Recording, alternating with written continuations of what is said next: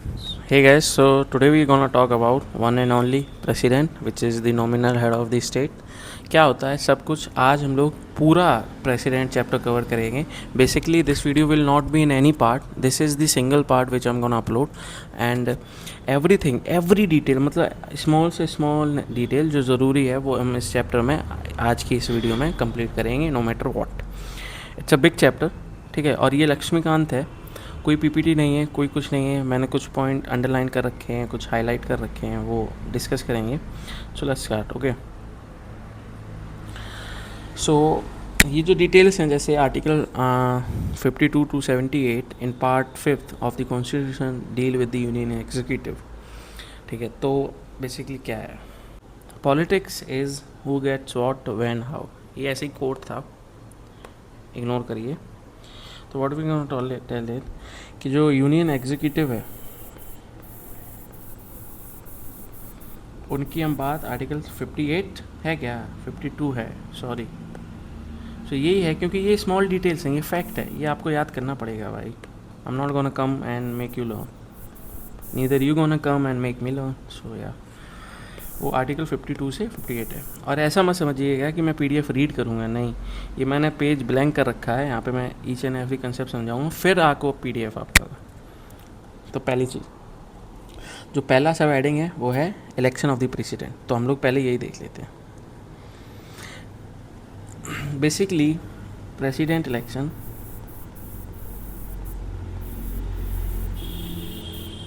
वाले है. क्या आप वोट देते हैं प्रेसिडेंट में? थिंक ऑफ योर सेल्फ, क्या आप वोट देते हैं? नहीं, आप नहीं देते हैं. ठीक है, क्यों नहीं देते हैं? Because president is not chosen directly नहीं चूज़ किया जाता प्रेसिडेंट को, उनका एक अलग सिस्टम होता है. तो वही हम लोग बात करते हैं. तो वोट कौन देता है बेसिकली प्रेसिडेंट के इलेक्शन में? Who votes? तो आंसर इज एमपी वोट करते हैं. Who are MPs? Member of parliament. Sir पर भैया, लेकिन पार्लियामेंट में तो दोनों हाउस हैं. हाँ, तो लोकसभा और राज्यसभा दोनों के एमपी वोट करेंगे. ठीक है, दूसरे कौन वोट करते हैं? बस एमपी करते हैं? नहीं, एमएलएज भी करते हैं. कौन करते हैं? एमएलएज. कहाँ के? Every state. ठीक है, दूसरे तीसरे लोग बेसिकली जो आपकी जो यूनियन टेरिटरी है, दिल्ली एंड पुडुचेरी. अरे एक सेकंड, क्या हो गया भाई? दिल्ली एंड पुडुचेरी, यहाँ के जो एमएलएज होते हैं वो भी वोट देते हैं. सिर्फ दिल्ली और पुडुचेरी की, और कोई यूनियन टेरिटरी मत लिख देना, ठीक है. तो ये दोनों यूनियन टेरिटरी है, ये आपको पता होना चाहिए. पता है तो इनके वोट देते हैं. ठीक है, ये लिखा है उसमें. तो अगर आप नोट्स बना रहे हैं या पहली बार कंसेप्ट के लिए देख रहे हैं तो याद रखिए कि कौन वोट देता है. आप माइंड करिए, माइंड अपने खुद दिमाग में सोचिए कौन वोट देता है. भाई एमपीज़ वोट देते हैं, एमएलएज वोट देते हैं.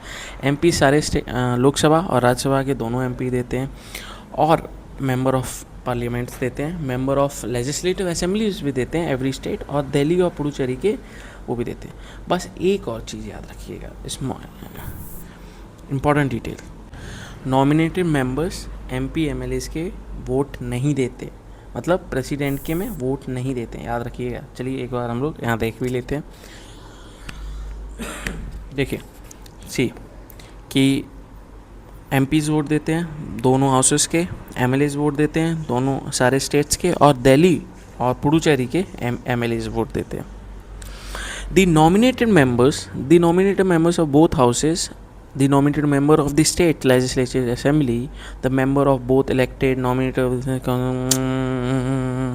ठीक है, हाँ, वो मतलब यही सिंपल है कि एमपी वोट देते हैं, एमएलएज वोट देते हैं, पर नॉमिनेटेड नहीं होने चाहिए, वो इलेक्टेड होने चाहिए. क्या होने चाहिए? इलेक्टेड. नॉमिनेटेड क्या होता है सर? नॉमिनेटेड होता है, बस आप याद रखो, रिवीजन माई सेल्फ. ये देखो, पार्लियामेंट, लोकसभा, राज्यसभा. लोकसभा में सीट्स 543, राज्यसभा में 250. मैक्सिमम अभी हैं कितनी? 245. इसमें मैक्सिमम कितनी? 550 हो सकती है. अभी हैं कितनी? 543. अब देखो, इसमें से कुछ इलेक्टेड मेंबर्स होते हैं ना, कुछ नॉमिनेटेड होते हैं, इलेक्टेड जिन्हें आप चुनते हैं. इनको राज्यसभा के नहीं, सॉरी राज्यसभा को छोड़ दो, राज्यसभा के भी नहीं चुनते हैं आप, सिर्फ ये लोकसभा के मेंबर्स चुनते हैं. बड़े भाई ठीक है, ये कॉमन जनता को नहीं पता होगा, पर जो पढ़ता है थोड़ा बहुत पेपर की कॉम्पिटिटिव एग्ज़ाम की तैयारी कर रहा है उसे पता होना चाहिए, और पता है, होता है मेजरली।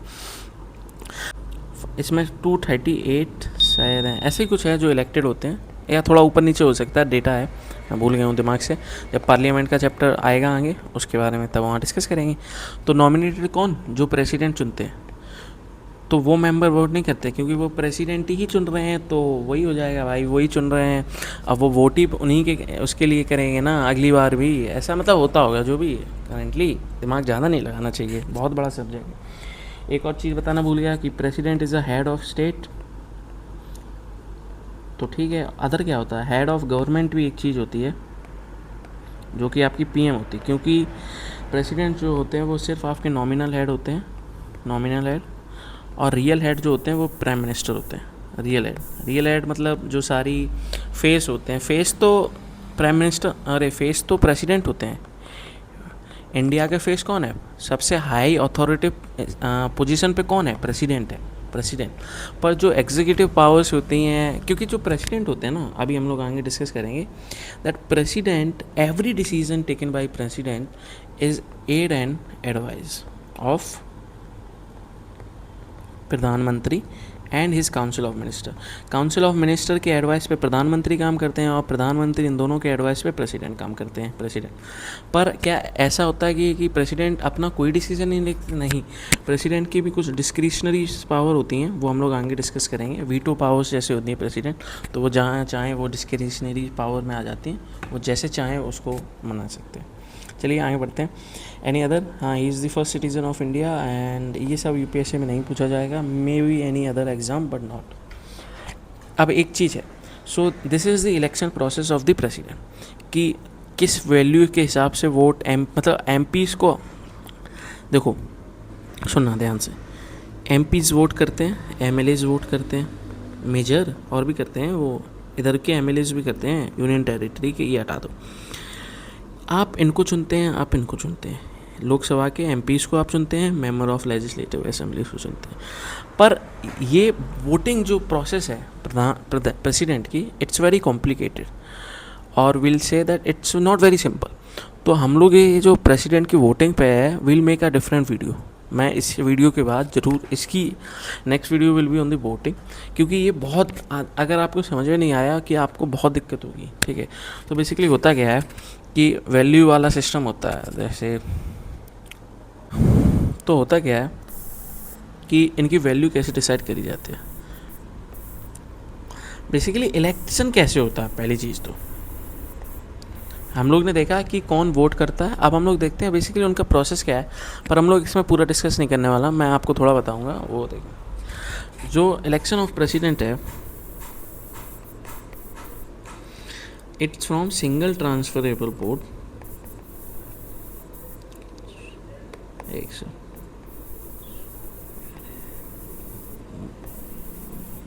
एक सेकेंड आपको वहीं। सो अब हम लोग देखने वाले हैं कि जो प्रेसिडेंट का जो है वो इलेक्शन के प्रोसेस क्या होता है basically. So president is a head, तो ये 2 पॉइंट दिए गए हैं, ये मैं यहाँ पे एक्सप्लेन करता हूँ। तो ऐसा नहीं होना चाहिए, जैसे यूपी है, उसकी पॉपुलेशन 90 करोड़ है, और वहीं केरला है या आसम मान लीजिए, उसकी पॉपुलेशन ही कुछ नहीं है, 2 करोड़। ये हाइपोथेटिकल नंबर है। केरल के भी नहीं। यूपी में जो एमएलएज हैं वो 90 मान लीजिए, आसाम में आपके 12 ही एमएलएज हो, केरल में आपके 14 एमएलएज हैं। तो क्या होता है कि इक्वल रिप्रेजेंटेशन हो, क्योंकि ये एमएलएज वोट करने वाले हैं प्रेसिडेंट के इलेक्शन में, तो इनकी वैल्यू जो है, हर एक एमएलए की जो वैल्यू है वो इक्वल रहे। वरना ऑब्वियसली सी चीज़ है कि 90 जिस स्टेट में एमएलएज हैं उनका जो डिसीज़न होगा वो थोड़ा सा प्रिवेल करेगा, है ना। तो उसको मिनिमाइज़ करने के लिए this should be equal representation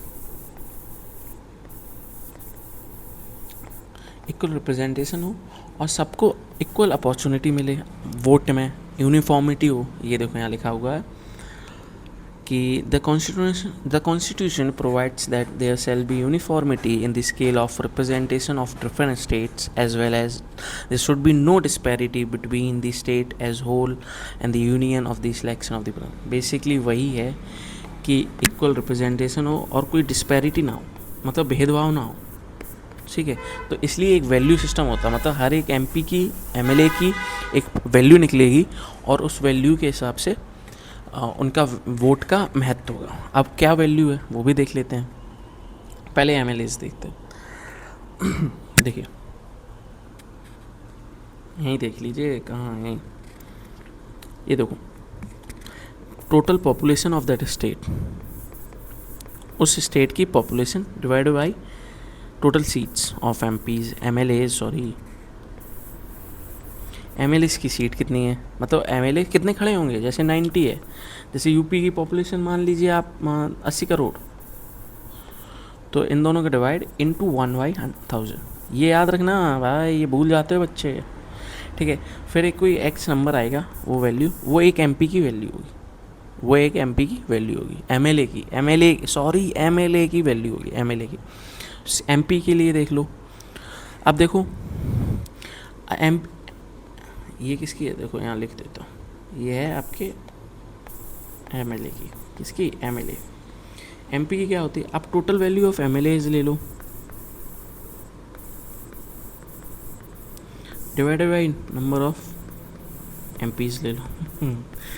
तो एक नंबर आएगा एक्स, वो एक एमपी की वैल्यू होगी। अब ये वैल्यू क्या है, इससे क्या, ये हम लोग आगे बात करेंगे अगली वीडियो में, दूसरी वीडियो में, क्योंकि इट्स अ प्रोसेस, क्योंकि वो प्रोसेस मेरे समझने आने में बहुत टाइम लगाता है, क्योंकि मुझे लगता है काफ़ियों के रह जाता होगा वो मन में कि क्या है। तो बेसिकली जो प्रेसिडेंट का इलेक्शन होता है is held in accordings with the system of proportional representation, as I told you कि मतलब इक्वल रिप्रेजेंटेशन हो, प्रोपोर्शनल रिप्रेजेंटेड हो by means of single transferable vote and by voting of secret ballot. Secret ballot मतलब होता है कि जैसे ये नहीं होना चाहिए कि जैसे एक एक्स एमपी है या एमएलए है, उन्होंने वोट दिया द्रौपदी मुर्मू जी को, और दूसरे वाई एमएलए हैं, एमपी हैं, उन्होंने वोट दिया आपके राजनाथ सिंह को, एग्जाम्पल। तो ऐसा नहीं है कि खुल के उन्हें पता चल रहा है कि अरे ये तो राजनाथ सिंह को दिया है वोट, ये वो, मतलब कोई, मतलब उनकी थोड़ी सी जो होती है कॉन्फिडेंशियलिटी वो मेंटेन रहती है। सो व्हाट आई टोल्ड कि प्रोपोर्शनल रिप्रेजेंटेशन हो, आई am gonna right it again, proportional representation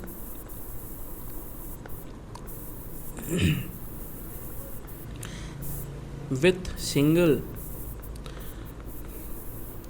transferable vote, है ना, और सीक्रेट वैल्यू क्या है, बस याद रखना, ठीक है। अब ये जो है, जैसे मैंने यहाँ हाईलाइट कर रखा है, सीक्रेट वैल्यू मार्किंग होती है, प्रेफरेंस होती है 1/1, पहली प्रेफरेंस काउंट होती है, फिर तो ये बाद में डिस्कस करेंगे। Next topic in this is, ये सब उसी का वोटिंग का। So this is the list of the president. आप याद रखिए, ये याद हो जाए 2-3 तो याद रखिएगा, क्योंकि कभी कभी कोई अंकल बाज़ार का आपके रिश्तेदार कोई आके पूछ लेता है कि दूसरे प्राइम मिनिस्टर या दूसरे प्रेसिडेंट या पहले प्रेसिडेंट का नाम बता दीजिए, तो एकदम आप जवाब दे के उनका एकदम दम ही निकल, उनका मतलब उनका हो जाए, ख़त्म हो जाए वो, फिर वो पूछे ना, किसी से ना पूछें भाई। अच्छा, now will talk about the qualification oath conditions, ठीक है। तो क्वालिफिकेशन देखते हैं। पैन, why are you following brother? Qualification, if some day you want to be a president of India, तो आप क्या क्वालिफाई होना है, तो कुछ कंडीशंस हैं, वो पहली चीज़ आप क्वालिफाई करेंगे तो आप एलिजिबल हैं to become a president of India. पहली है भाई आप 35 साल के हो जाओ, पहले 35 के हो जाओ तभी तो वोट दोगे। दूसरा, अरे भाई 35 के हो भी गए तो क्या आप सिटीज़न तो होने चाहिए, सिटीज़न हो जाओ, तो 35 के हो जाओ सिटीजन। कभी आपके मन में आया बचपन में कि यार 20 साल का लड़का क्यों नहीं प्रेसिडेंट बना? इसीलिए नहीं बन पाता क्योंकि आ 20 ईयर बॉय और a girl, their mind or their thinking capabilities might have gone up, but there are certain things which they develop with age only, है ना, तो वो रहता है। तो third qualification, this should be eligible, सुनना, this should be eligible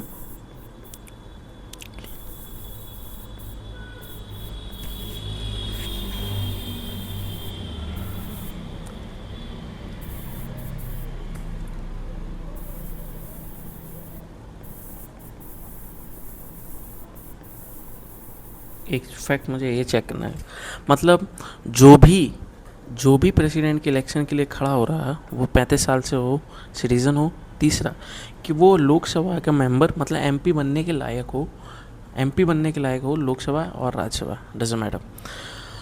क्या वो एमपी हो ना, नहीं एमपी होगा तो वो प्रेसिडेंट नहीं बन सकता, ये भी ध्यान रखिएगा, ये आगे डिस्कस करेंगे। पर वो एलिजिबल होना चाहिए। अब एलिजिबिलिटी क्या है प्रेसिडेंट, ये हम लोग आगे डिस्कस करेंगे, अदर चैप्टर है ये, इसमें नहीं चैप्टर है। देखो शुभेर या अच्छा हाँ, ये फैक्ट मुझे थोड़ा चेक करना था, I am so sorry to mention it, कि ही शुड बी एलिजिबल और she should be eligible to be member of Lok Sabha only, not Rajya Sabha.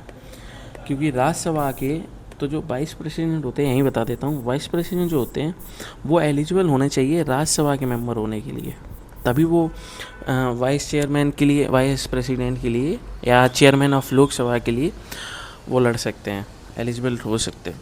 समझिए, I hope you have understood कि ठीक है, ये these were the qualification, basic qualification, और कुछ conditions भी हैं। अच्छा, qualification and condition, what is the difference between them? यार कोई डिफरेंस नहीं है। क्वालिफिकेशन है कि ये तो होनी चाहिए, कंडीशन है अगर ये हो गई तो आप डिस्क्वालीफाइड हो जाएंगे टू बी अ प्रेसिडेंट। अरे सुनना ध्यान रखना, बस कुछ नहीं, दिमाग मत लगाओ ज़्यादा।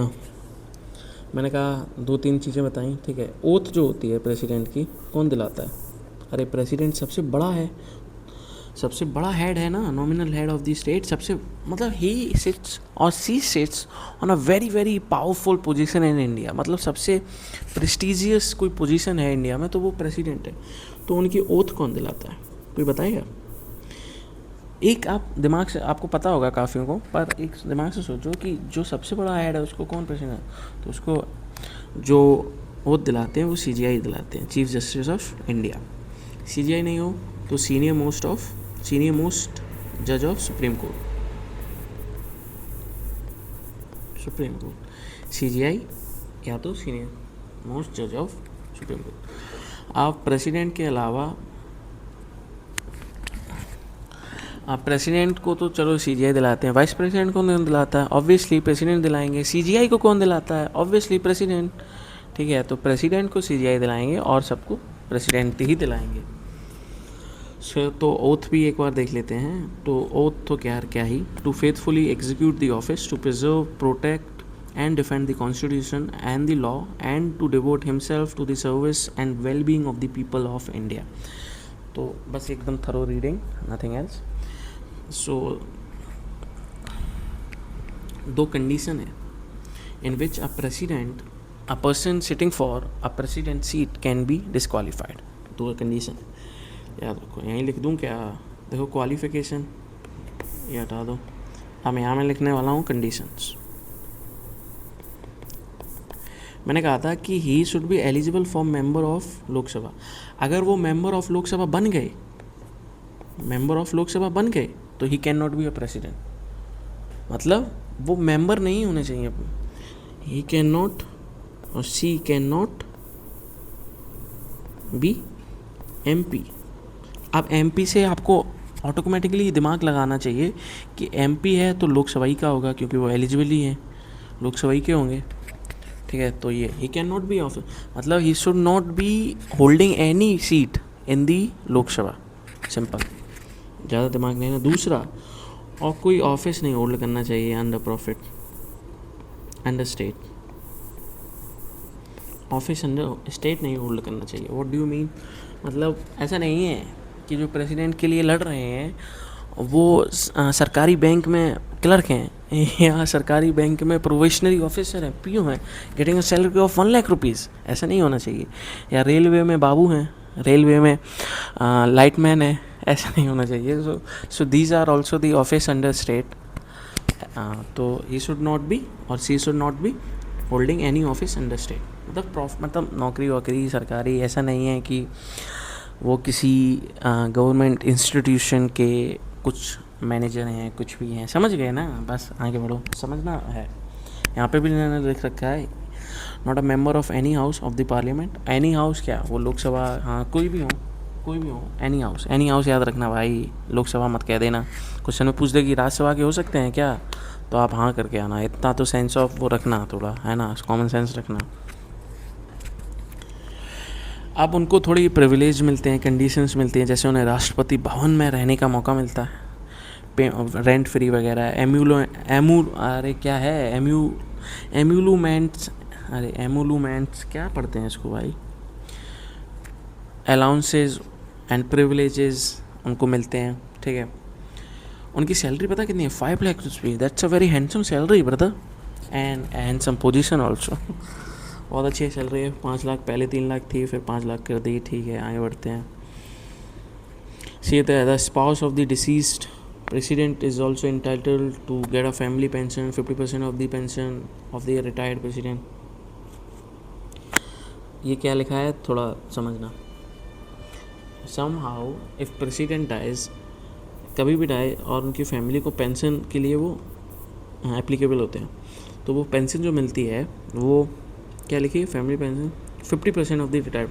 मतलब जैसे जब रिटायर हुए होंगे ना प्रेसिडेंट, तो उनकी एक फिक्स होगी, वो 50% होता है, मेनली 2.5 लैक्स है, तो उसकी हाफ विच इज़ 1.25 लैक्स उनको सैलरी फैमिली को मिलेगी, स्पाउस को मिलेगी। अच्छा ये चीज़ें देख लो, ये मैंने यहीं लिख रखे हैं, तो यही देखो, ही होल्ड्स पर्सनल इम्यूनिटी। मतलब अगर उन्होंने she has taken any decision in her office, तो वो पर्सनल इम्यूनिटी है, उस पर कोई भी प्रोसीडिंग वगैरह नहीं हो सकती, कोई भी क्रिमिनल प्रोसीडिंग नहीं हो सकती है। ही इज़ पर्सनली इम्यून, वो पर्सनली इम्यून है।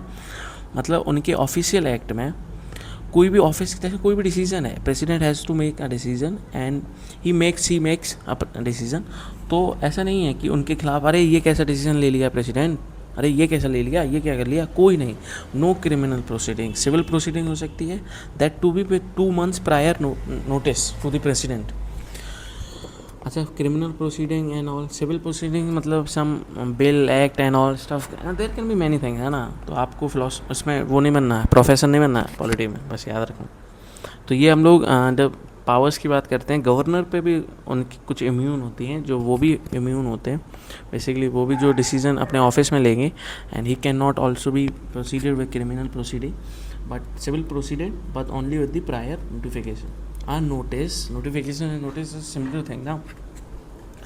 Terms, this is a very important, ठीक है, याद रखना टर्म्स एंड प्रेसिडेंट। अगर टर्म की बात करते हैं, वेयर ईयर करते हैं, ठीक है।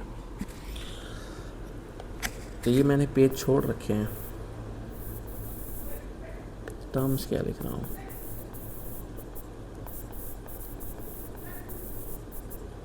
Term president of India. Basically जो टर्म होता है प्रेसिडेंट का, वो 5 years होता है मेनली, तो 5 साल तक प्रेसिडेंट रहते हैं। वैकेंसी मतलब उनकी जो सीट है वो खाली हो जाती है। मतलब जैसे अभी द्रौपदी मुर्मू जी हैं, उनका शायद लास्ट ईयर है, next year she will not be any more president, there will be new election for the president. तो वो वैकेंसी हो रही है, या तो अब वो कैसे हो रही है, क्योंकि उनका द्रौपदी मुर्मू जी के केस में उनका टेन्योर ख़त्म है, पर और भी चीज़ें हैं जिससे वैकेंसी हो सकती है, मतलब सीट खाली हो सकती है, वही देखते हैं। 5 years का टेन्योर रहता है, मैंने पहले ही बताया। अच्छा before that we have not talk about the impeachment.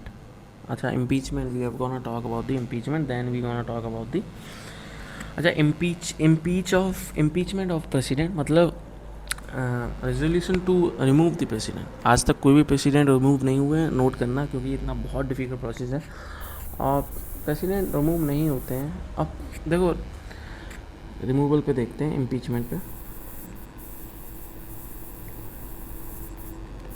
ये जो इम्पीचमेंट शब्द है, ये सिर्फ प्रेसिडेंट के लिए यूज़ किया जाता है बाय द वे, और बाकी सब के लिए रिमूवल कहा जाता है।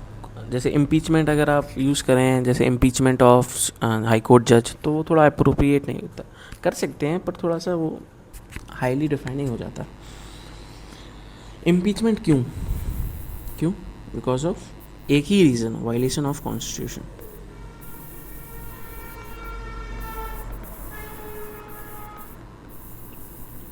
वायलेशन ऑफ कॉन्स्टिट्यूशन मतलब प्रेसिडेंट का अगर आपको इम्पीच करना है तो वो सिर्फ एक कारण की वजह से हो सकता है, and that is violation of the state. अरे स्टेट नहीं, वायलेशन ऑफ द कॉन्स्टिट्यूशन। मैंने यहाँ स्टेट ले रखा है, इसको जो है मैं इरेज करवा दूँगा, ये इसको सही। अरे वो और हाईलाइट हो जाएगा, लो हटो। वायलेशन ऑफ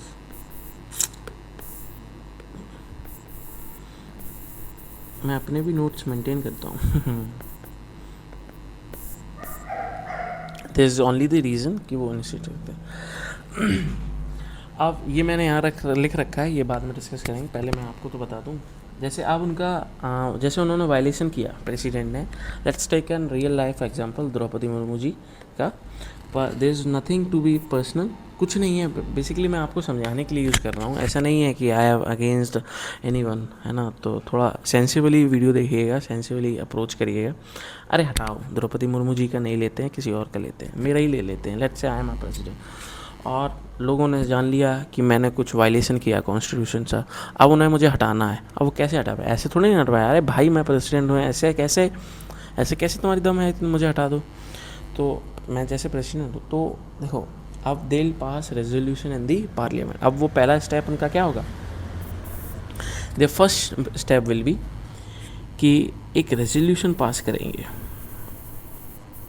रेजोल्यूशन पास करेंगे ईदर हाउस।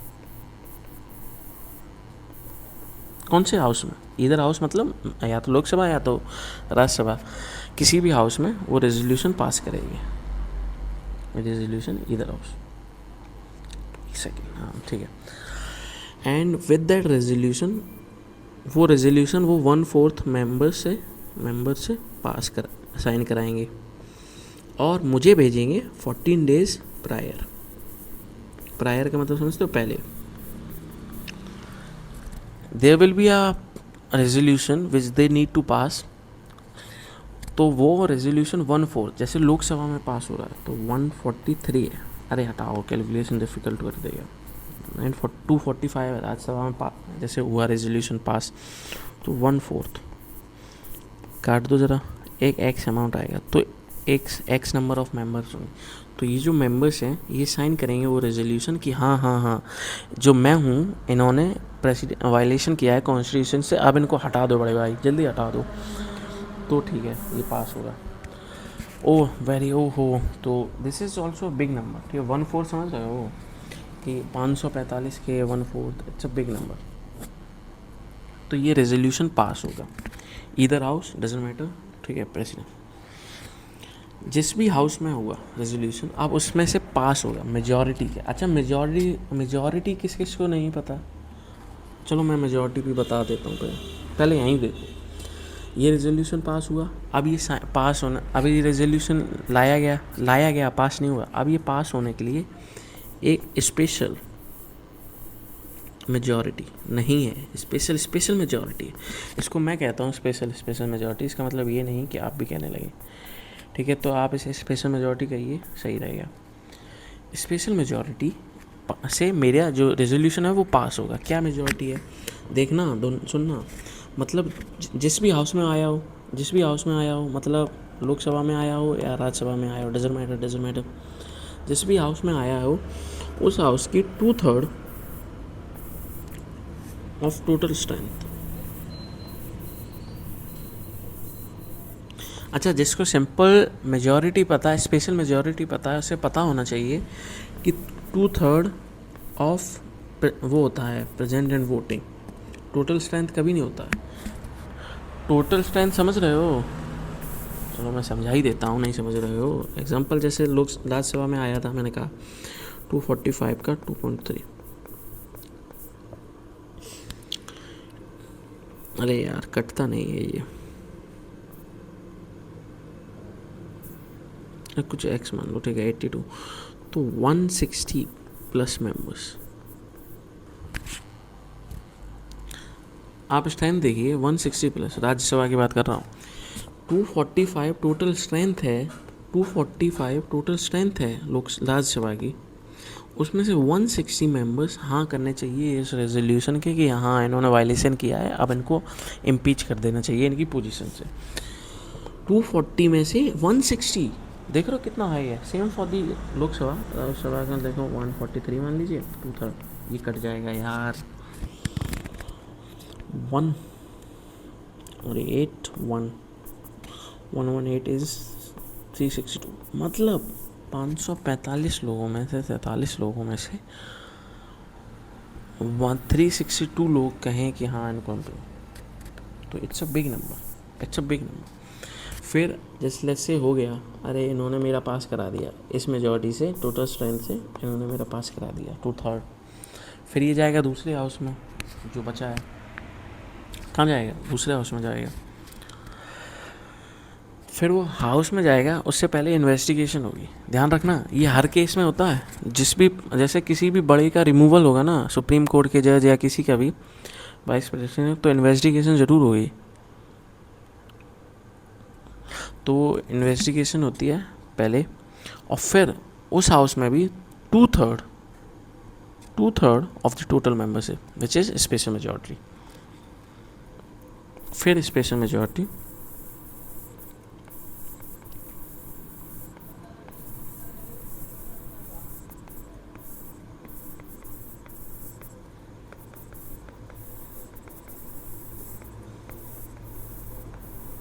समझिए क्या लिखा, जो बचा हाउस था उसकी भी 2/3 से मेजॉरिटी पास हुई। जब ये सब, अरे ये लाइन बना, जब ये सब हो गया, अरे ये क्या है, अरे दिखता ही नहीं है, छोड़ो हटो। जब ये सब हो गया तब देयर इज़ कि इम्पीचमेंट अब हो सकता है।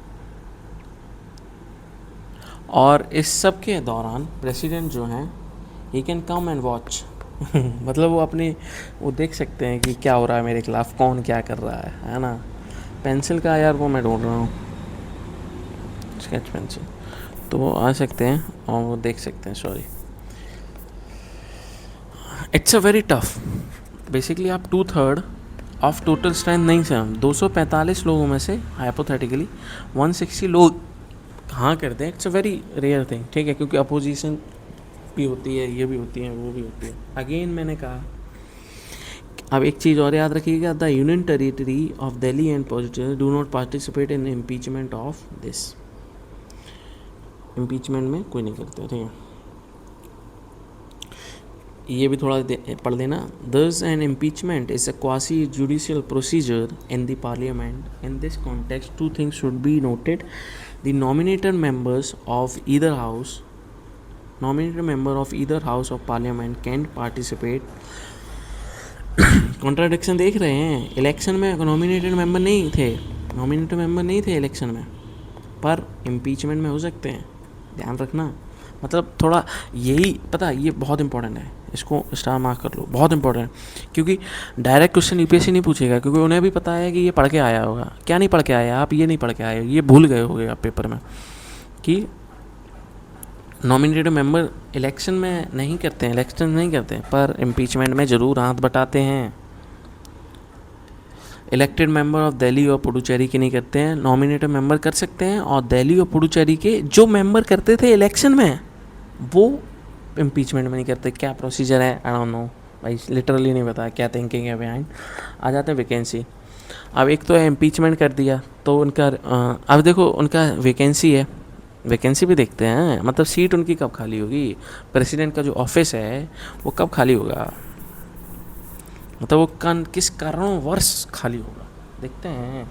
वो 2-3 कारणवश खाली होगा। पहला तो मैंने बताया टेन्योर ही ख़त्म हो जाए, क्योंकि टेन्योर के केस में अलग, अच्छा समझते हैं टेन्योर ख़त्म हो जाए। दूसरा अभी पढ़ के आए हैं, इम्पीचमेंट कर दिया जाए उनका, क्या कर दिया जाए, इम्पीचमेंट कर दिया जाए। यार this video is getting very long, but who cares brother, no one cares। Tenure, impeachment, और सोचिए अरे भाई अनफॉर्चुनेटली डेथ हो जाए, और क्या हो सकती हैं, अरे मैं 5 है होते हैं, मैं 3 याद आ पा रहे हैं, tenure, impeachment, death and retire, नहीं वॉलंटियरी रिटायरमेंट क्या, अरे हाँ रेजिग्नेशन है तो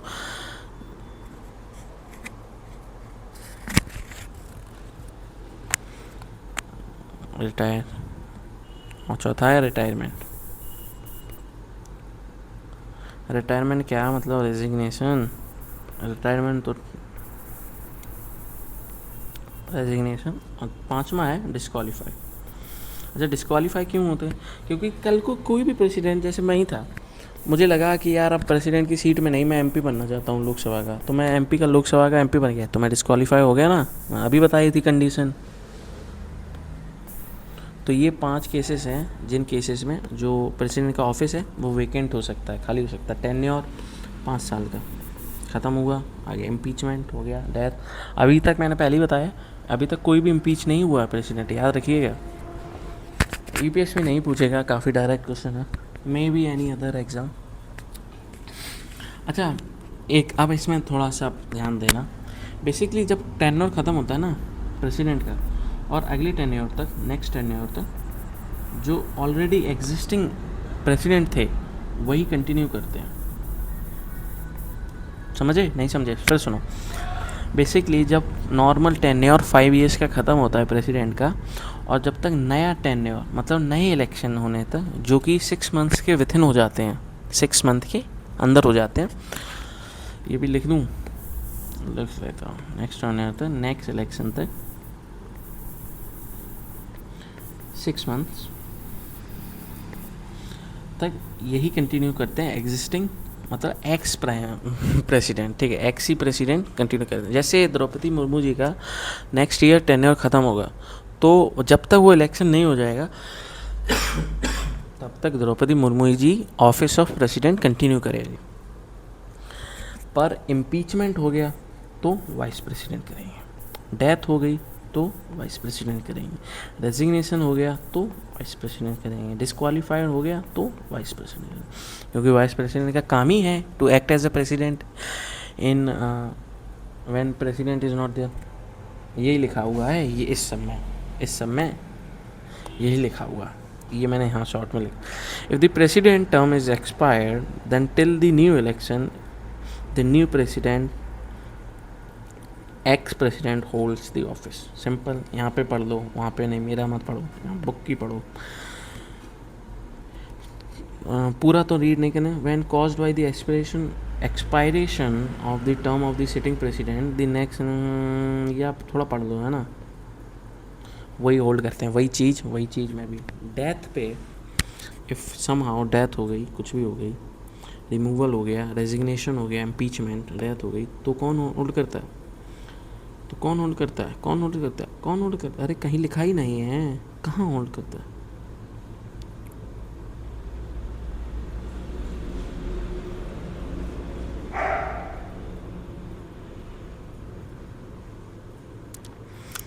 अरे वाइस प्रेसिडेंट होल्ड करते हैं, ये लिखो, देखो। But in case of removal, death, resignation और disqualified, election to be held in 6 month, vice president act as 6 month के अंदर, याद रखिएगा। और वाइस प्रेसिडेंट एक्ट करते हैं एज एन प्रेसिडेंट। और वाइस प्रेसिडेंट भी ना हो तो कौन ऐड करता है? सीनियर मोस्ट जज। सीजीआई नहीं करते हैं, क्योंकि सीजीआई एक खुद ऑफिस होल्ड कर रहे होते हैं चीफ जस्टिस का, ठीक है। तो सीनियर मोस्ट जज ऑफ द सुप्रीम कोर्ट, तो जज, सो इन सुप्रीम कोर्ट देर आर 34 जज। और करंट अफेयर्स में एक मुद्दा चल रहा है कि 38 जज कर दो, 4 जज बढ़ा दो, जिससे 10 करोड़ का सालाना खर्चा बढ़ेगा। करंट अफेयर है, मैंने बस लिंक कर दिया, और कुछ नहीं। Now will talk about the power and function. देखो पावर्स एंड फंक्शन को थोड़ा सा आप रीड करिए, क्योंकि there is lot of power, मतलब ऐसी लिखी ही हैं दुनिया की।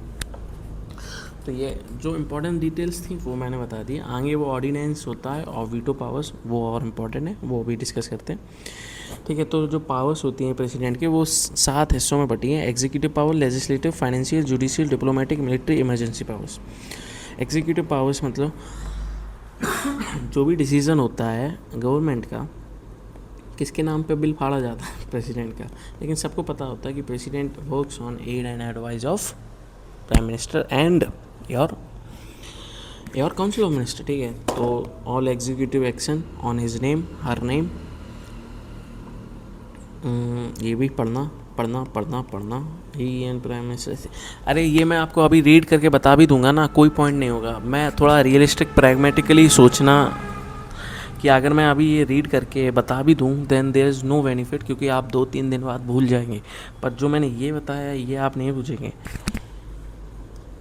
6 मंथ याद रखना, ठीक है। 6 मंथ के अंदर इलेक्शन होता है, तब तो वाइस प्रेसिडेंट नहीं तो सीनियर मोस्ट जज ऑफ सुप्रीम कोर्ट। समझ में आ रहा है जो मैं बोल रहा हूँ? वो तो आ रहा है, बस बात ख़त्म, ठीक है। ही अपॉइंट्स प्राइम मिनिस्टर, मतलब मिनिस्टर। अच्छा, ये आपको थोड़ा कॉमन सेंस से आ जाना चाहिए कि प्रेसिडेंट बेसिकली ओथ दिलाते हैं, आप ऐसे भी लिख सकते हैं। जो जैसे president basically council of minister को प्रेसिडेंट चुनते हैं, क्योंकि सारी मिनिस्टर्स की जो ओथ होती है वो प्रेसिडेंट दिलाते हैं। तो प्रेसिडेंट, प्राइम मिनिस्टर, ये सब आप पढ़ना एक बार, है ना, थोड़ा रीड देना पड़ेगा।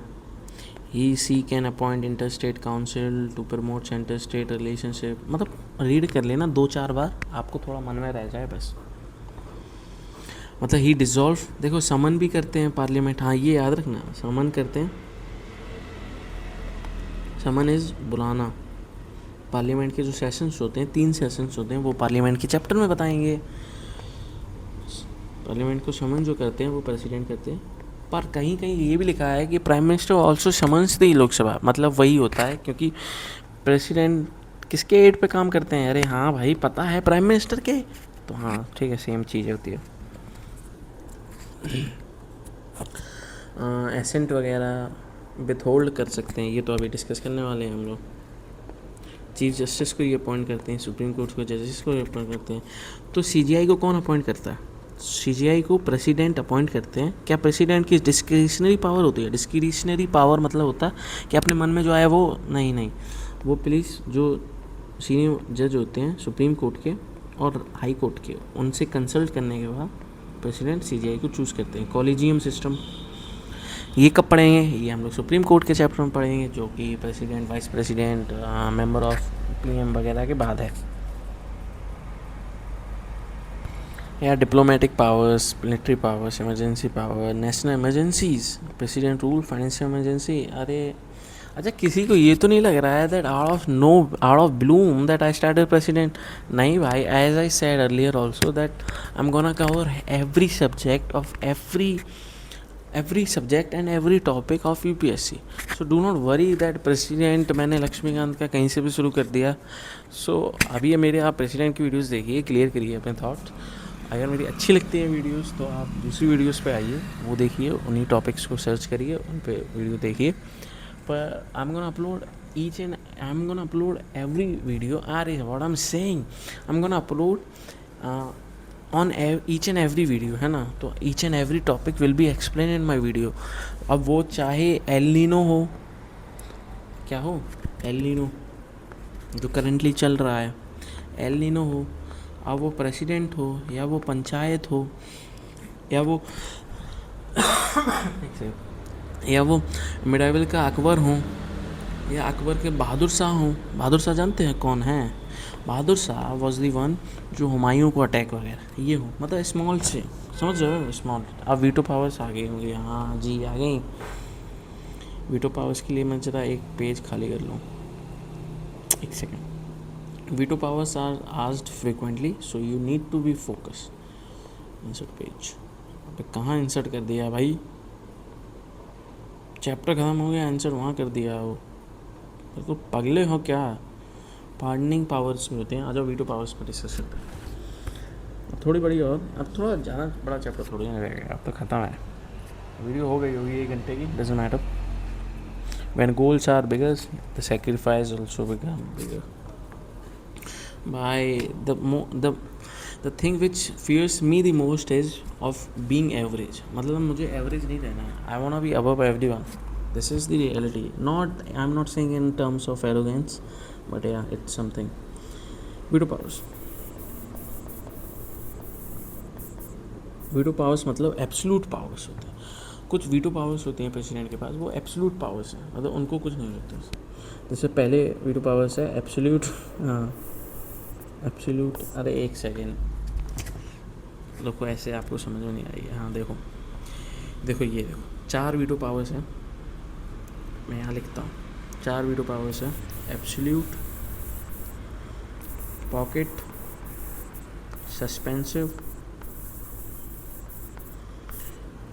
सस्पेंसिव, या चौथा कौन सा होता? क्वालिफाइड नहीं होता, ये 3 ही याद रखो, क्वालिफाइड कोई नहीं होता। एब्सोल्यूट में तीन चीज़ें होती हैं। प्रेसिडेंट अपना एसेंट दे सकते हैं, एसेंट मतलब होता है हाँ कर सकते हैं, विथहोल्ड कर सकते हैं, विथहोल्ड मतलब ना कर सकते हैं, या उसको रख सकते हैं, रखना वो भी ठीक है। एब्सोल्यूट में क्या, या तो वो हाँ कर दें या ना कर दें, तो ये एब्सोल्यूट पावर है। मतलब वो हाँ ना किस चीज़ में करते हैं, बेसिकली कोई भी बिल पास करते हो ना, पार्लियामेंट कोई भी बिल पास करेगा वो प्रेसिडेंट के पास जाएगा फॉर द कंसिडरेशन, मतलब प्रेसिडेंट को अपना कंसेंट देना ही है। विदाउट प्रेसिडेंट कंसेंट वो बिल पास नहीं होगा। तो इसमें उनकी एब्सोल्यूट वीटो होती है, क्योंकि फिर इन्फ्लुएंसर हो जाएगा, क्योंकि प्रेसिडेंट वैसे ही एड एंड एडवाइस पे काम करते हैं पीएम के, तो पीएम या उनकी काउंसिल ऑफ मिनिस्टर जितने भी बिल आएंगे वो पास कराने के लिए वो डायरेक्टली चले जाएँ। प्रेशराइज तो नहीं खैर, पर उन इन्फ्लुएंस रहेगा तो प्रेसिडेंट तुरंत पास कर देंगे, ऐसा नहीं होता, इसलिए उनके पास वीटो पावर्स होती है। या तो होल्ड करें या तो करें। पॉकेट पावर क्या होती है कि उन्होंने नो एक्शन रखे हैं। आपने अक्सर सुना होगा कि आई am gonna explain a real phenomena, real example, कि साउथर्न जो स्टेट्स होते हैं वो अक्सर कंप्लेन करते हैं कि बिल जो है, एक और चीज़, प्रेसिडेंट एंड गवर्नर दोनों सेम टर्म्स पे काम करते हैं, उनकी ऑलमोस्ट सेम होती है थोड़ी पावर्स, सब नहीं सेम होता है थोड़ा। सो साउथर्न जो स्टेट्स होते हैं वो अक्सर कंप्लेन करते हैं कि बिल गया है गवर्नर के पास, वो अपना एसेंट ही नहीं दे रहे हैं, विथहोल्ड ही एसेंट भी नहीं दे रहे हैं, विथहोल्ड भी नहीं कर रहे हैं, बस पॉकेट पावर यूज़ कर रहे हैं, पॉकेट वीटो यूज़ कर रहे हैं, रखे हुए हैं। और गवर्नर किसके इन्फ्लुएंस पे काम करता है, सेंटर के इन्फ्लुएंस से काम करता है, मतलब पार्लियामेंट के इन्फ्लुएंस से काम कर रहे होते हैं उस समय गवर्नमेंट। इस समय गवर्नर क्या करते होंगे, बेसिकली मैं अभी भी बताऊंगा। तो गवर्नर क्या कहते होंगे कि कंसिडरेशन ऑफ प्रेसिडेंट के लिए छोड़ देते होंगे, वो भी आगे डिस्कस करेंगे। गवर्नर का दिया हुआ है, एक सेकेंड। तो मैंने कहा कि या तो वो कोई एक्शन नहीं रखे हुए हैं, बस रखा है कि हाँ एक वहाँ एक कमरे में उनके रखा है, कोई एक्शन नहीं, कोई कुछ नहीं। सस्पेंशन क्या होता? अरे सस्पेंशन क्या होता, मेरे दिमाग से निकल गया। अच्छा हाँ, सस्पेंशन इज रिकंसिडरेशन।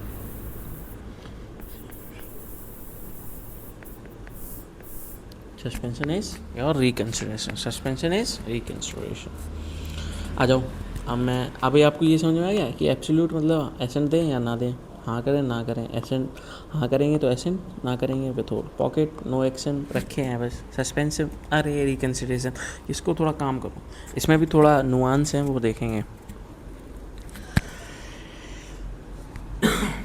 एब्सोल्यूट मतलब होता है एसेंट नहीं देते हैं, ठीक है, वो हटा लेना वो एसेंट वाला आंसर। कि मुझे ध्यान देना चाहिए यार छोटी छोटी चीज़ों पे, ठीक है। He refuse to sign the bill, वो मतलब साइन नहीं कर सकते, ख़त्म है।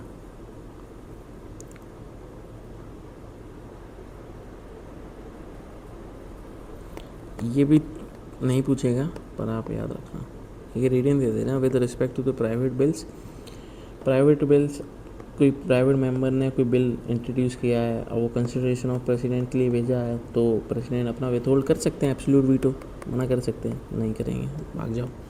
Same cheese government bills passed by the cabinet, तो वो भी कर सकते हैं। जैसे 1954 डॉक्टर राजेंद्र प्रसाद प्रेसिडेंट पेप्सू का अप्रोप्रिएशन बिल को रिजेक्ट किया था, जो पार्लियामेंट ने पास किया था। प्रेसिडेंट रूल था। प्रेसिडेंट रूल क्या है बताऊंगा अगली वीडियो में, कभी आगे वाली वीडियो में। सस्पेंशन की मतलब वो अपने रिकंसिडरेशन के लिए भेज सकते हैं, पर एक चीज़ याद रखना, वो मनी बिल को रिकंसिडरेशन के लिए नहीं भेजते हैं। सस्पेंशन रिकंसिडरेशन क्या है, रिकंसिडरेशन। पर मनी बिल को क्यों नहीं भेज सकते, क्योंकि जो मनी बिल जो इंट्रोड्यूस होता है पार्लियामेंट में, वो after consulting with the president ही होता है। तो फिर पहले हाँ कर दी बाद में ना कर दी, ऐसा नहीं होता। तो ठीक है, एक चीज़ वीटो पावर्स, पॉकेट वीटो मतलब प्रेसिडेंट ना रिजेक्ट कर रहे हैं ना एक्सेप्ट कर रहे हैं, बस रखे हुए हैं इंडेफिनाइट पीरियड के लिए। ये बहुत होता है question. In USA, president has to give his consideration or reconsideration his assent withhold within 10 days, मतलब उनको 10 days के अंदर आंसर करना है।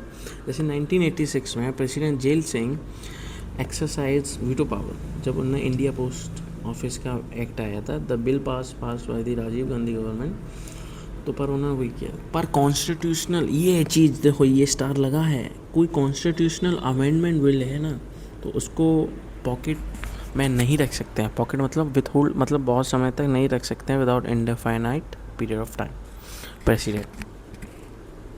अब ये देख लीजिए, अब यही तो मैं बता रहा था गवर्नर का, अब ये गवर्नर का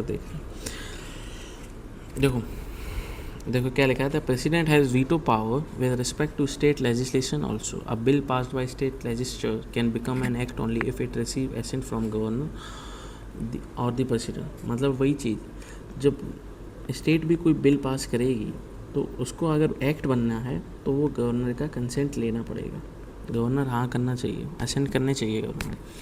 तो अब गवर्नर यहाँ अपनी वीटो पावर यूज़ करता है। क्या वीटो पावर यूज़ करता है? बेसिकली या तो वो हाँ कर दें बिल, या तो ना कर दें, ठीक है, या तो वो रिकन्सिडरेशन के लिए भेज सकते हैं, पर मनी बिल को नहीं भेज सकते। एक और चीज़ जो मैंने नहीं बताई वो सुनना, जैसे सस्पेंसिव वीटो में प्रेसिडेंट किसी भी बिल को रिकन्सिडरेशन के लिए भेज सकते हैं, और फिर से अगर पार्लियामेंट ने वो बिल रिकन्सिडर करके कुछ अमेंडमेंट थोड़ा सा मॉडिफाई करके फिर भेज दिया कि आप इस पे असेंट दो, तो प्रेसिडेंट इज़ ऑब्लिगेटरी, मतलब आप प्रेसिडेंट को हाँ करना ही है, उस पर आप ना होल्ड कर सकते हैं ना मना कर सकते हैं, आप असेंट देना ही है, ठीक है। अब यहाँ देखना वो चीज़, अब यहाँ देखना, मैंने कहा गवर्नर या तो हाँ करें या तो ना करें, या तो उसको रिटर्न कर दें, पर मनी बिल को नहीं कर सकते। मनी बिल क्या होता है? मनी बिल बेसिकली कोई भी बिल होता है, वो मनी बिल डिसाइड करते हैं जिस भी, जैसे स्टेट लेजिस्लेचर में पास हुआ तो उसके जो स्पीकर होंगे या चेयरमैन होंगे वो डिसाइड करेंगे कि ये मनी बिल है कि नहीं है। सेम फॉर दी पार्लियामेंट के लोकसभा में अगर कोई बिल इंट्रोड्यूस हुआ और अगर उसको मनी बिल कहा गया तो वो कहा जाएगा लोकसभा के स्पीकर के द्वारा, तो लोकसभा के स्पीकर बताते हैं कि ये मनी बिल है कि नहीं है। सुनना बस, आना, या तो मैंने कहा होल्ड रिकन्सिडरेशन। एक चीज़ और वो कर सकते हैं कि वो कंसिडरेशन ऑफ प्रेसिडेंट, मतलब गवर्नर अब वो कंसिडरेशन के लिए प्रेसिडेंट को भेज सकते हैं। अब प्रेसिडेंट के पास केस आया, मेरे पास केस आया, मैं क्या कर सकता हूँ? एसेंट दे सकता हूँ हाँ ना, और रिकन्सिडरेशन के लिए भेज सकता हूँ, और फिर वो रिकन्सिडरेशन के लिए अगर उन्होंने फिर मुझे भेज दिया तो मैं फिर भी मना कर सकता हूँ कि फिर करो सही इसको। अरे क्या कह दिया भाई, that the president is not bound to give his assent to the bill. पहली चीज़, वो तो एसेंट दे ना दे, और रिकन्सिडरेशन के लिए भी भेजा तो एसेंट ना दे दे। इसमें वीटो पावर गवर्नर एक्सरसाइज करते हैं ना, पॉकेट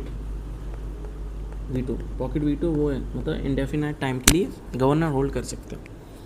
तो उस पर भी क्वेश्चन आगे हैं, आगे चल के हो जाएंगे। Ordinance making power of president doesn't mean anything, it means कि प्रेसिडेंट लॉ बना सकते हैं जब either house of the parliament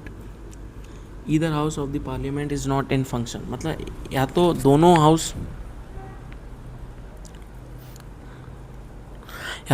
he house session में नहीं है तो ऑर्डिनेंस बिल होता है, बिल मतलब एक्ट होता है, एक्ट एज एन एक्ट होता है, वो पास कर सकते हैं प्रेसिडेंट, आर्टिकल 123, या नहीं तो एक हो तब भी वो कर सकते हैं ऑर्डिनेंस। तो ऑर्डिनेंस बिल की ही तरह माना जाता है। एक ऑर्डिनेंस जो होता है वो सेम जो प्रेसिडेंट के लिए सेम एक्ट होता है, सेम उसकी जो पार्लियामेंट में जो पावर्स हैं वो सेम एक्सरसाइज करेगा, एंड ऑल स्टफ सेम करता है।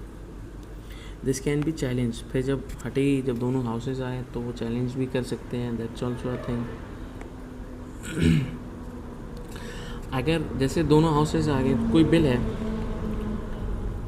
अरे क्या लिख रहा हूँ मैं भी पागल हो जाता हूँ कभी कभी। जैसे कोई ऑर्डिनेंस है, ऑर्डिनेंस मतलब कोई बिल है, एक्ट हो गया वो तो क्योंकि प्रेसिडेंट ने पास कर दिया, तो कोई बिल है और दोनों हाउसेज आ गई, अब बोथ हाउसेज आ गई पार्लियामेंट की, बोथ हाउसेज, तो या तो वो उसे एक्ट बना ही दें, हाँ कि परमानेंट कर दें, या तो उसको खारिज कर दें, कर सकती है पार्लियामेंट, खारिज कर सकती है जो ऑर्डिनेंस प्रेसिडेंट ने पास किया था, नहीं या तो उसको अप्रूव कर दें तो नहीं करते, अप्रूव करना है तो 6 महीने के 6 हफ्तों के अंदर कर दें, यही लिखा हुआ है यहाँ। तो act ordinance treated equal as, जिन भी टॉपिक्स पे पार्लियामेंट लॉ बना सकती है, बिल बना सकती है, उन पे ऑर्डिनेंस बना सकते हैं, मतलब प्रेसिडेंट बना सकते हैं, simple. So after both house reassemble this ordinance can be act become an act if both houses approves. If no approval, अगर कोई बात ही नहीं हुई तो वो डिसअप्रूव हो जाएगा within 6 weeks, और अगर अप्रूव हो गया तो 6 वीक। देखो ये the supreme court judgement related to the ordinance making power of the government, मतलब दिस कैन बी क्वेश्चन, मतलब वही है कि ये क्वेश्चन कर सकते हैं कि आपने किस बेसिस पे ये एक्ट लाया। पार्डनिंग पावर एक बार और देख लो जल्दी से, because this is the end topic. फिर constitutional position वगैरह, these all you have to read, my brother, nothing, all my brother and sister, these all you have to read, nothing else can be done. Pardoning power होती है, मतलब किसी की सज़ा वजह का पार्डन होता है कि किसी की सज़ा है, किसी की जैसे कोई गिल्टी पाया गया किसी भी चीज़ को और उसको कोई सज़ा मिली है, तो पार्डनिंग पावर अपनी प्रेसिडेंट बिल्कुल उसकी सज़ा ही ख़त्म कर सकते हैं, पनिशमेंट कुछ भी, मिलिट्री कोर्ट में भी सेंटेंस टू डेथ भी ख़त्म कर सकते हैं। जैसे उसको सेंटेंस ऑफ डेथ मिल गई किसी को भी, तो प्रेसिडेंट अपनी पार्डनिंग पावर यूज़ करके उनकी वो ख़त्म कर सकते हैं। Commutation lighter form of punishment given, मतलब थोड़ी लाइट कर दी, जैसे डेथ थी तो कह दिया 15 साल जेल में, ऐसा कुछ। It denotes the substitution of one form of punishment for a lighter form, simple वही लिखा हुआ है मैंने अभी, ठीक है, मतलब it substitutes the one form of punishment to the lighter form of the punishment. Remission, आप पता ये इसमें क्या होता है पार्डनिंग पावर्स में, आप भूल जाते हो कि कम्यूटेशन क्या है, रिमिशन क्या है, रिस्पेक्ट क्या है, तो इसका याद करने का बताऊँ। पार्डन मतलब एक तो मन में बना लो कि ख़त्म ही है बिल्कुल ही पनिशमेंट, और फिर ये तीन remission, respite, reprieve, remission, respite, reprieve, remission, respite, reprieve. तो रेमिशन मतलब कम ईयर कर देना, मतलब जितनी 15 साल थी आप 5 ही साल कर दें। It implies the reducing the period of sentence without changing its character, मतलब सज़ा वही है, वही सब है, पर उसके जो पीरियड है, मतलब नंबर ऑफ ईयर्स है, वो कम कर देना। रिस्पाइट की स्पेशल केस में लेस सेंटेंस कर देना, वही सेम चीज़, रेमिशन और पर ये स्पेशल केस में होता है, ये ध्यान रखिएगा। It denotes awarding a lesser sentence in place of one originally awarded due to some special fact such as physical disability of a convict pregnancy of a women offender anything. तो मतलब special case में, मतलब जैसे वो पागल है दिमाग से तो उसकी सज़ा थोड़ी कम कर दी, जब या किसी की जब वो नॉर्मल है उसको सज़ा मिलनी है, बस उसकी सज़ा कम कर दी तो रेमिशन। लेकिन कोई पागल है, प्रेग्नेंट है कोई वुमेन, उसकी सज़ा कम करनी है तो रिस्पाइट। रिप्रीव मतलब टेम्परेरी डिले करना है, रिप्रीव तो सबसे बेकार है। अरे कह दिया कि अरे तुम्हें फांसी की देंगे पर 1 साल बाद देंगे तो बेचारा वो 1 साल भी जी ना पाए ढंग से। तो ये देखो, in Kehar Singh case 1988 the supreme court examine the pardoning power of the president. देखो, the petitioner for mercy has no right to an oral hearing by the president. ये भी पढ़ना। Constitutional position of the president, अरे भाई ये पढ़ लेना, because in mains you might need this, because in mains में आपको क्वेश्चन लिखना पड़ेगा, है ना, तो आपके पास थोड़ा आइडिया होगा, थोड़ा होगा, कंसेप्ट होगा तो सही रहेगा। In Indian constitution there is a place at the head of the Indian Union as a functionary who is called the President of Union. The title of the functionary remains of the President of the United States, but beyond the identity of name, there is nothing in common between the form of government prevalent in America and the form of government adopted under the Indian Constitution. The America form of government is called the presidential and अरे हाँ ये चलो छोड़ो मत पढ़ना पढ़ लेना भाई। ये देखो आर्टिकल 53, 74, 75 क्या कहते हैं। The executive power of the union shall be vested in president and shall be exercised by him her either directly or through officers. Important पढ़ लेना। So with this we are ending the video and please tell me if there anything you find video. और election पे हम लोग बात करेंगे, जैसे ये मैंने इलेक्शन पे लिख रखा है थोड़ा, तो इस पर हम एक सेपरेट वीडियो में बात करेंगे। And another video we will talking about the vice president, or depend on what new chapter we begins in new subject. Cover सब करेंगे पर there is no particular order, पर जो आता है उसका ध्यान, पर ये 2027 से ही पहले कवर हो जाएंगी मेरा syllabus. So thank you for the video, and if there are any feedbacks, please leave them in the comment section, and be generous, because these are, I'm not teaching as an actual teacher, I'm teaching as in making your concepts clear about things, है ना. तो teaching नहीं है, आपको book reading देनी पड़ेगी, मैंने पहले भी बताया बुक रीडिंग देनी पड़ेगी, पर मोर एंड लेस मैं सब कवर करता हूँ. पर बुक रीडिंग दोगे आपके लिए बेनिफिशियल होती है. जैसे कि आप करंट अफेयर्स का एनालिसिस वीडियो देख लेते हैं यूट्यूब से, वो उसमें वो सारे वो कवर कर देते हैं फैक्ट्स, पर जब आप खुद से न्यूज़पेपर पढ़ते हैं उसमें क्या होता है, आपकी रीडिंग कॉम्प्रिहेंसिव स्किल इम्प्रूव होती है, आपकी स्पीड बढ़ती है, आपकी एबिलिटी बनती है, थोड़ा आपका कंसंट्रेशन बढ़ता है, तो काफ़ी बेनिफिट्स होते हैं. सेम चीज़ वही है कि अभी मैं आपको कंसेप्चुअल क्लियरिटी तो दे रहा हूँ, पर आपको बुक रीडिंग करनी ही पड़ेगी. फिर